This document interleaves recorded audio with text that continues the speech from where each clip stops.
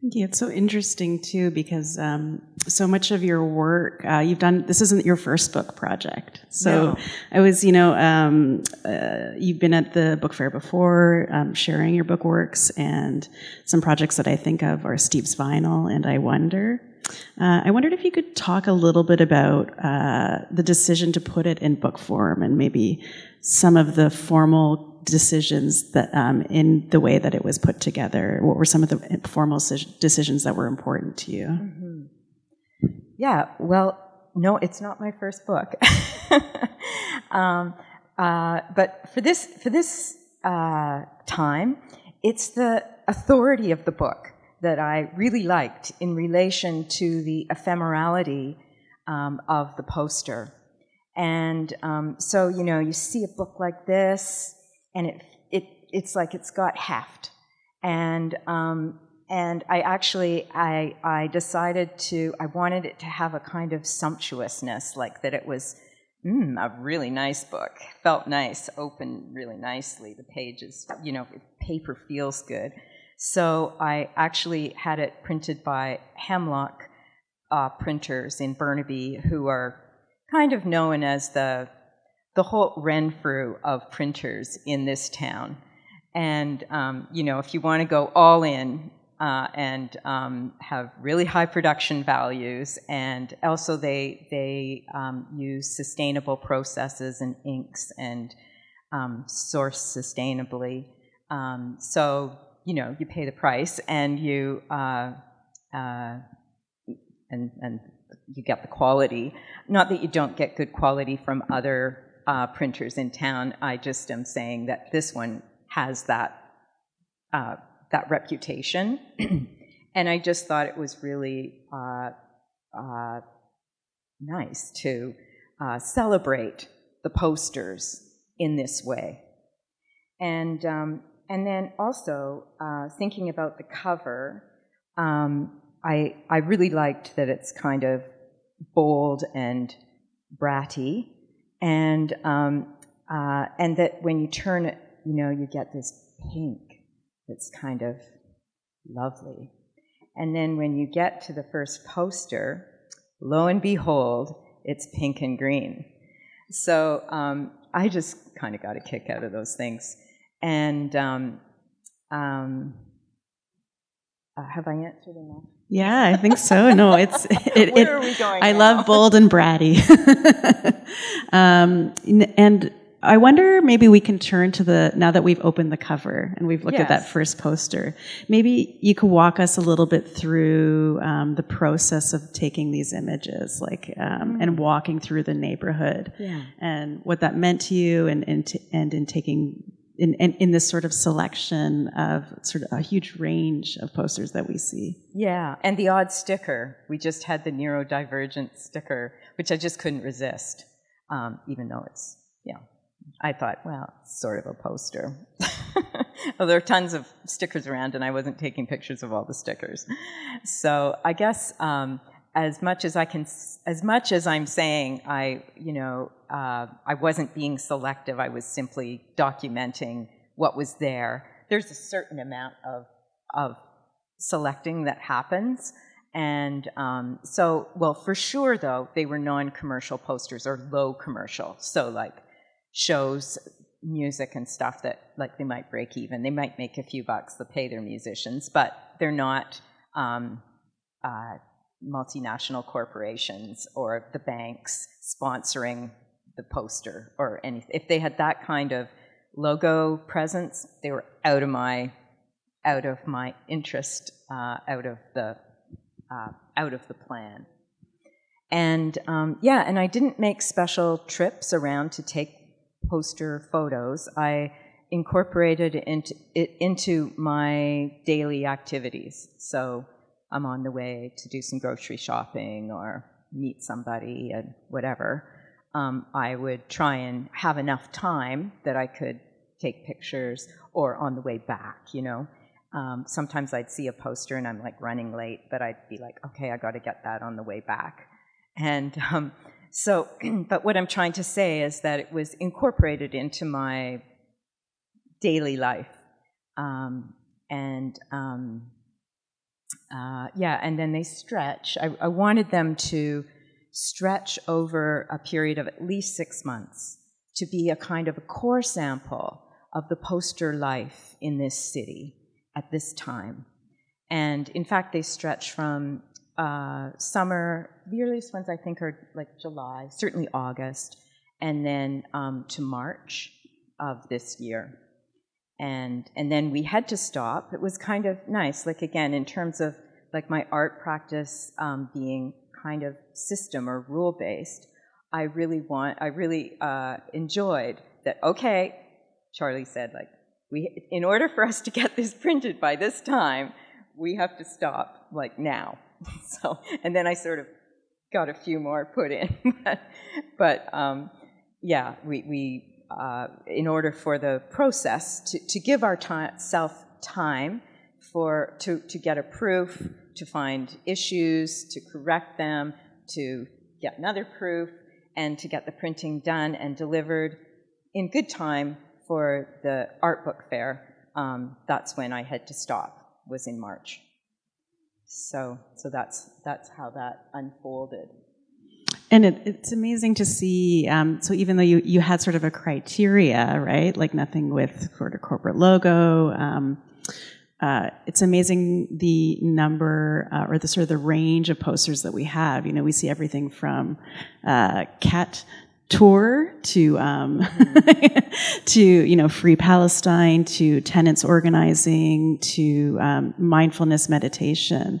And it's such a range of activity and vibrancy of activity. And I wondered, when you sort of reflect on the project, to you, did you find there was a kind of story being told between all of these?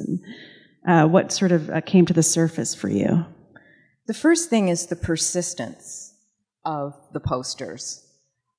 If posters come down, a day or two later, there will be more up.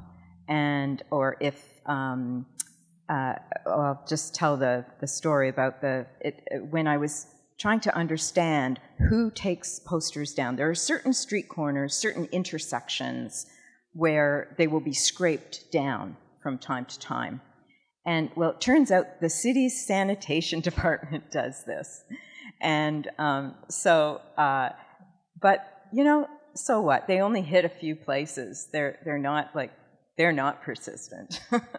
They are casual, I would say. You know, they do the intersections and maybe a few poles down, like as you go down Main Street, below, just north of Broadway, there are a few poles that get done, but then they stop, and yeah, so it's pretty,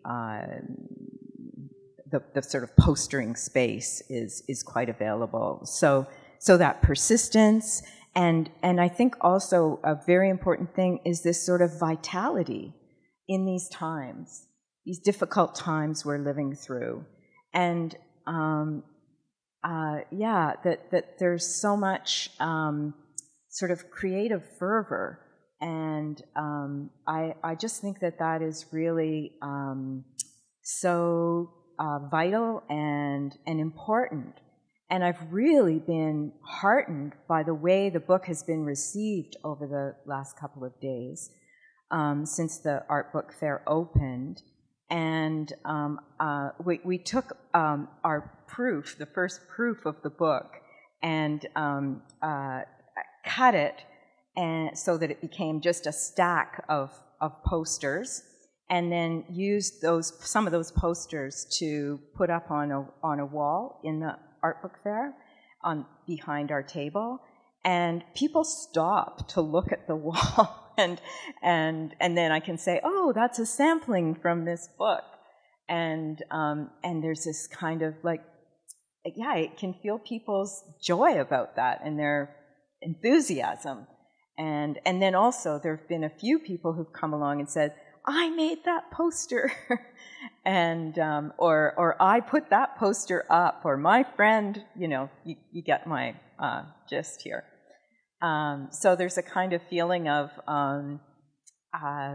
the community that I see in, and I'm relating to by having all the posters in this book. it actually has kind of come to life during these days, these last couple of days, as people come by and see the work. Yeah, it occurs to me as I look through it, just gives me a feeling of hope, right? Like a picture of a community that sort of resists in spite of it all in these times. And so it's a very hopeful and beautiful project in that, sort of documenting that. And I love how the posters have also such a texture to them. So you're taking photographs of posters, significantly also the poles and the different walls that they're on, and they sort of have some wearing to them. So it strikes me that there's an interest in temporality as well. Like you mentioned, the maybe the arbitrary sort of taking down of the posters periodically by the city. And so I'm wondering if you could talk about time in the posters and temporality, if that's something that you're thinking about with the work. Well, for instance, it was really important to me to include wet posters, or, rain, obviously posters that had been touched by rain, and other kind of weathering. But I also was careful not to, I wanted posters, again, my rule was that they still had to be legible, but if they'd been partially torn, I thought, yeah, that's part of the history of this poster in this world at this time, this place. And no problem, I drew the line where you no longer can read what the initial poster is communicating. And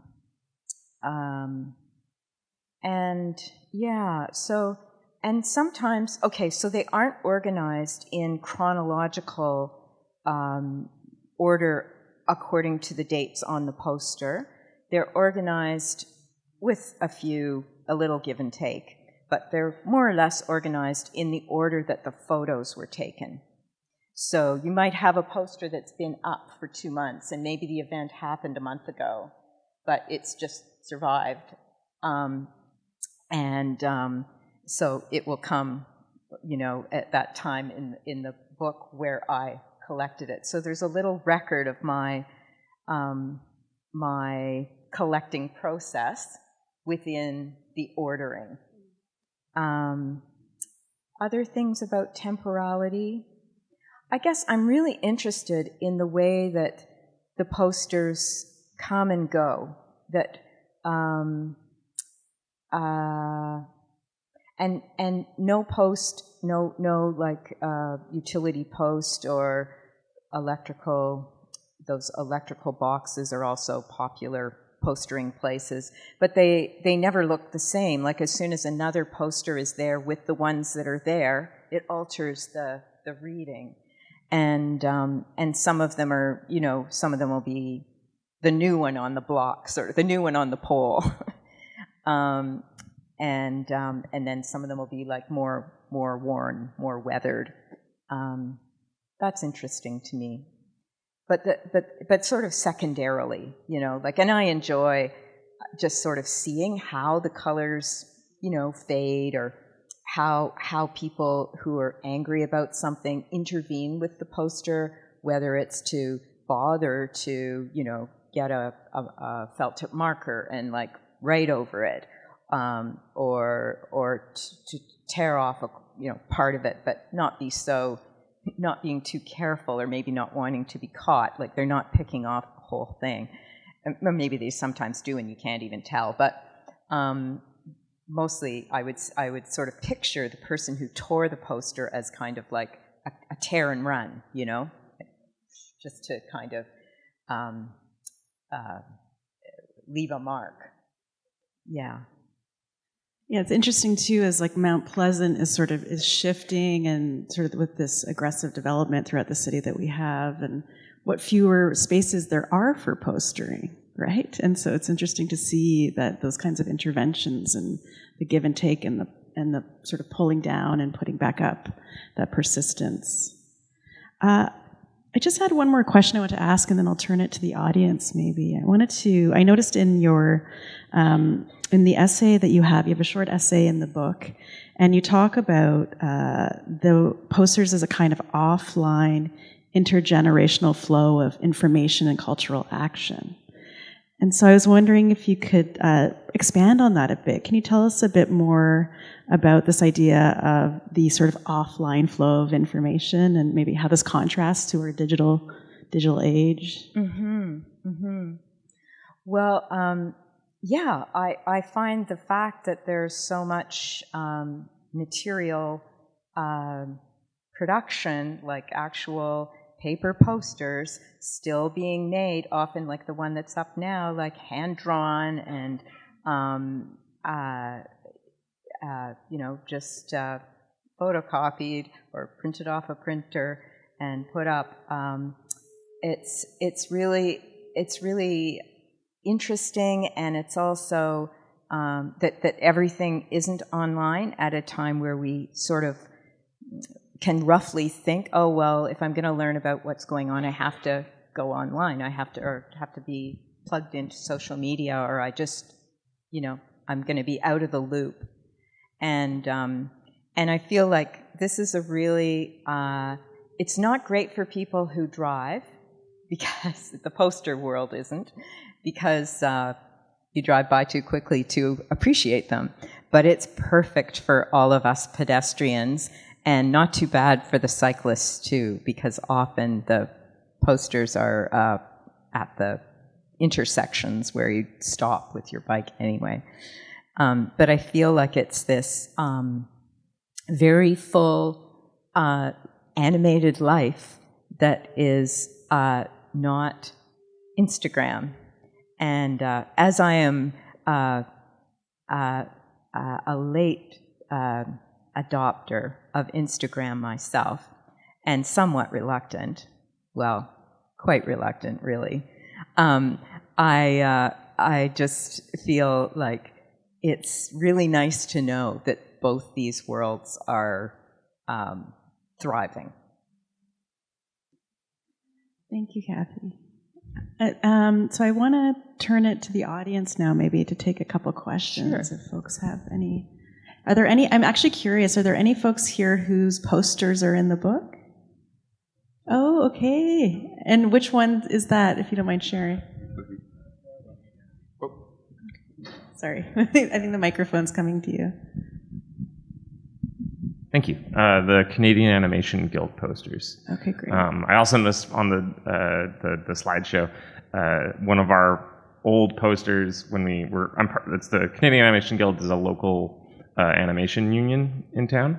We were formed in 2020, and we've been organizing animation studios around the city since. But one of our big campaigns has been just putting up posters around these neighborhoods where the studios are. But I noticed on the slideshow, one of the posters is over top one of our very first posters that we put up. Just on the top it says redraw the industry, and you just see it poking up above. Just it touches on what you're talking about, how they're very alive and how new stuff just goes up over top and it just layers over. Yeah. And do you mind if I ask you a question? Yeah. Did you, sure. Seeing your poster in the project, like what was your reaction, or did anything, do you have any other thoughts about the book work? Yeah. Very excited. Because usually they go down so quick. They go up, they're up for about, I don't know, about like 3 weeks maybe, depending on the neighborhood, and then they're covered up or torn down, or we find a lot with like a lot of labor posters. There's always some guy who doesn't like worker rights. Maybe it's the boss walking around, I don't know. And those posters will get torn down. So it's just really cool to see some of my friends' hard work immortalized in a little book. I love that. Thank you. And I think it's amazing to see how it does operate as a time capsule, right? In this very particular moment in time. Are there any questions for Cathy about the project?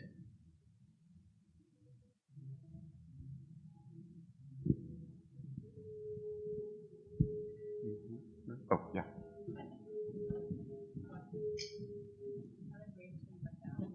I got to get my steps in. Yeah.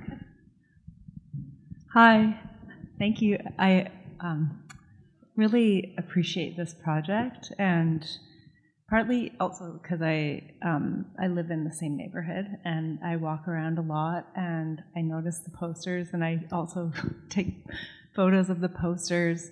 But I love that you put them all together like this in a collection. And often, I mean, I'm a hairdresser, so I work with people and they're often asking me how I know about these things that are going on and in the neighborhood. And I think it's through the posters, and I don't even really realize how this information comes to me. And then in terms of the posters, I love just the different styles that the people that make the posters, how do they decide, and I wonder, are there trends in poster making, and and then in terms of how you've chosen, like we get to see your interest, Cathy, like what speaks to you, and I think that's really great. But I was wondering about the framing. Some do include a little bit of the background, and some you can kind of tell a little bit where it is. And did you think about that at all very much? Sort of to include or not include what was the context of the poster? Some of it depended on the original photo that I took and how conscious I was at the time I was taking it of the cropping frame, and that changed as time went on, and we sort of finalized we were pretty clear, but anyway, so there's a little bit of adjusting to the format. But also, I definitely did want little clues, and as I saw it, as it was unfolding, to see the clues of where the poster is located, I thought became a nice dimension to the whole collection, and then that it would be a nice defining piece of information, or sort of aspect of the information of the book, that it's just being able to like this lost USB one, if you know that store, that it's fairly new, it's like a 24-hour store at the corner of 10th and Main, but just seeing that yellow strip with the blue and the little bit of red, I think many of us who come to that corner often are like, oh yeah, I know where that is. So I liked that idea that that some of them would sort of self-describe their location, and then some of them where, like on the electrical boxes, like that, just that last one where the material of the substrate where the poster is, the metal box, is quite a bit bigger than the poster, then you have no idea where it is. This is on the back of or the side of a free book box, one of those libraries, a free library on St. George Street. Yeah, what I love about the project too is it really asks you to stop looking at your phone and look around your neighborhood, right? And and it's almost like also a portrait of all the supports in a neighborhood. And you talk about already paying attention to that and how plugged in you are to your neighborhood because of that. And I think it's like, what if we all just start actually looking around and looking at these sort of, not just the infrastructural supports, but all of the community supports around us that are actually organizing and happening. And that's quite beautiful. But yeah, any other questions or?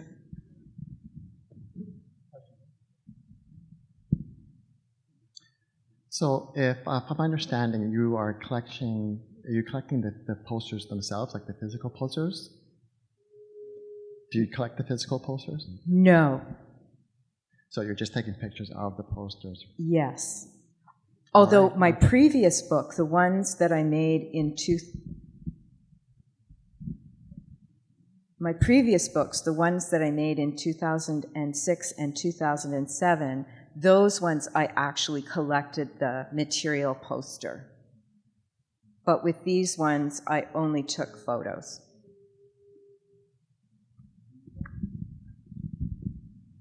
Great. So with that, do you still have those physical posters? I'm just wondering how you preserve them and how do you archive them and where do you store them?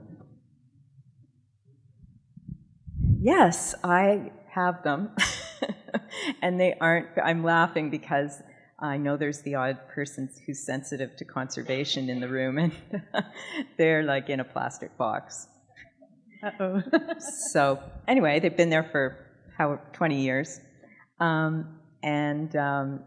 Yes, and so they're quite, many of them were quite worn. One of the interesting things with doing that, it was more of an excavation when I was collecting those posters in North End, Halifax.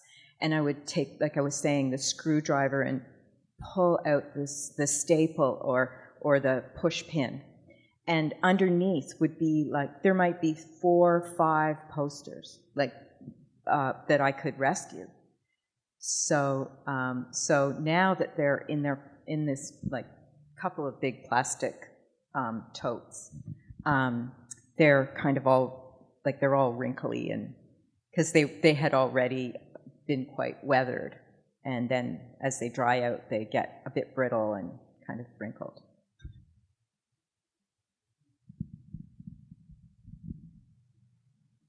I guess that's a challenging thing, especially excavating all those posters, like you said.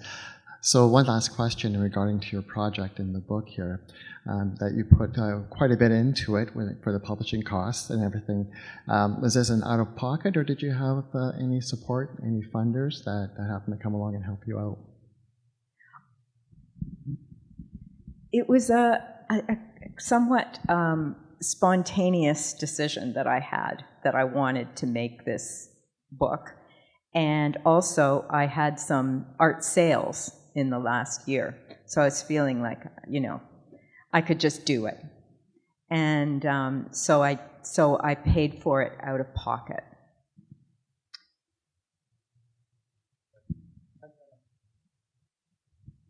Any other questions?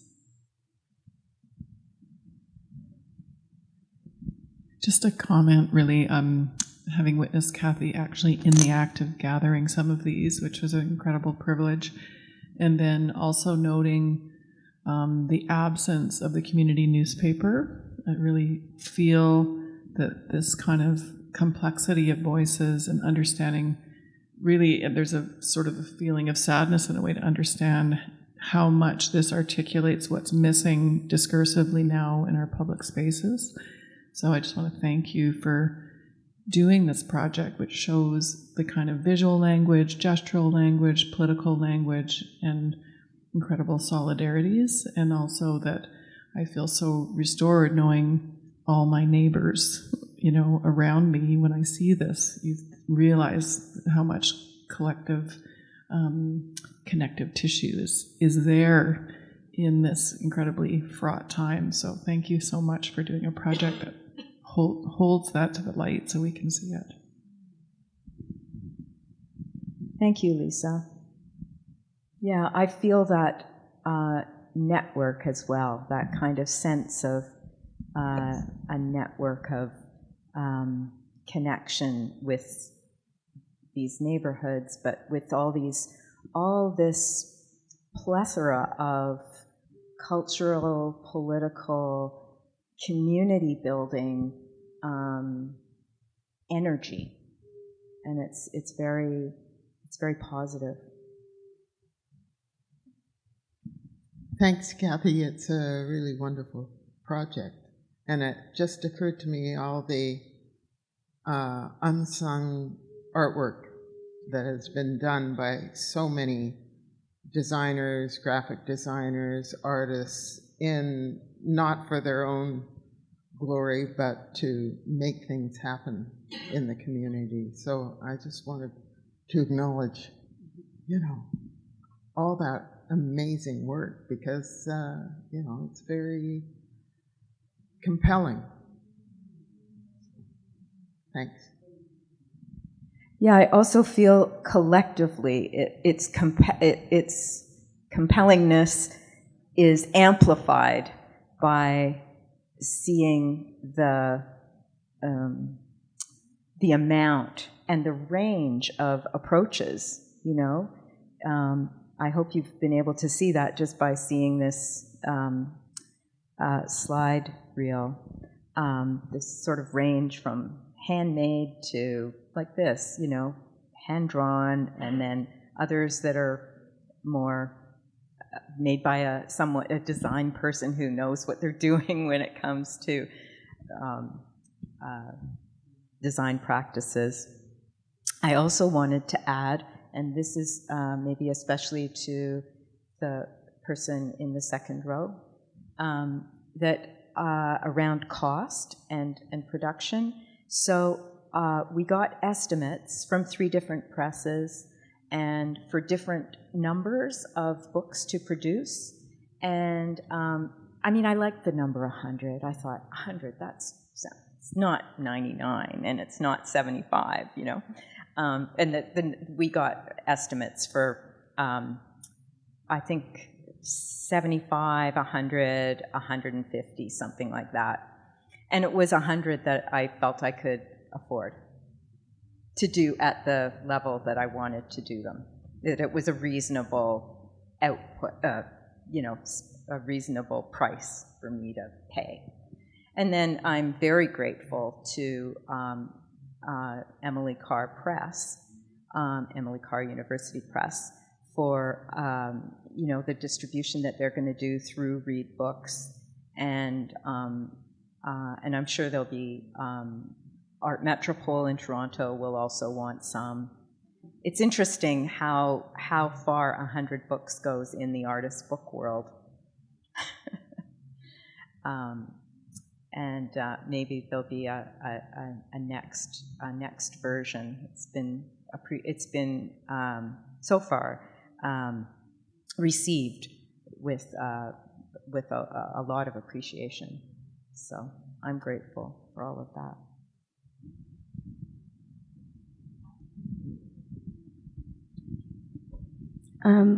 It's so cool to see all these posters that you've collected.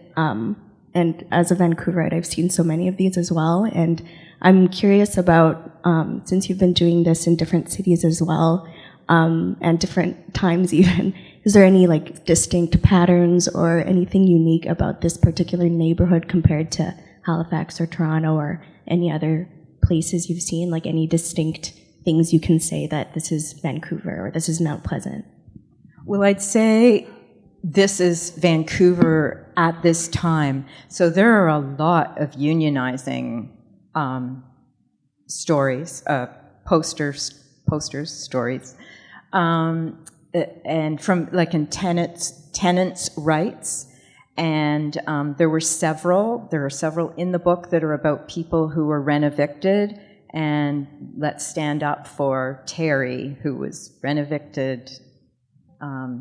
And Save Terry's Home, I think it says. And there are also a lot of anti-Ken Sim posters. Those seem to be done by the same designer. And so, you know, our right-leaning current mayor being brought to task in the poster world. There are several posters celebrating trans presence. I wouldn't have seen that in 2006, 2007, did not. And there's a lot of solidarity with Palestine, with Gaza, and Sudan, where, it was other issues in other times.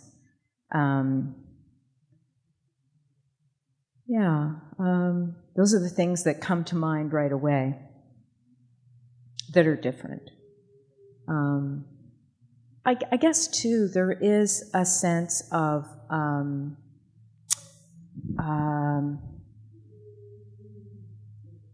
there's more mechanical presence, less hand-drawn. In the ones from Halifax, North End Halifax, the sort of presence of hand-drawn posters was more prominent. You know, even when there is hand drawing in these, they often are assisted by, you know, being finished off or, you know, completed or sort of collaborated with in design or something like that. Yeah, it's more QR codes as well. Yes. Yes. Thank you.